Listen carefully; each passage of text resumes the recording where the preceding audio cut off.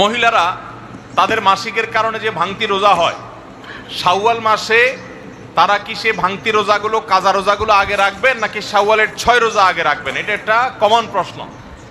এই প্রশ্নের উত্তরে আমরা বলতে চাই, অনেক উলামা একরাম বলেছেন যে যেহেতু নবী করিম সাল্লাল্লাহু আলাইহি সাল্লাম শাওয়ালের 6 রোজার ফজিলত পাওয়ার জন্য রমজানের রোজা রাখাটাকে শর্ত দিয়েছেন এবং বলেছেন মান সামা রমাদান সুম্মা আতবাআহু সিত্তাম মিন শাওয়াল, যে ব্যক্তি রমজানের রোজা রাখলো এরপরে শাওয়ালের 6টা রোজা রাখলো, কানা কাসিয়ামিদ দাহার, সে সারা বছর রোজা রাখার সওয়াব পাবে।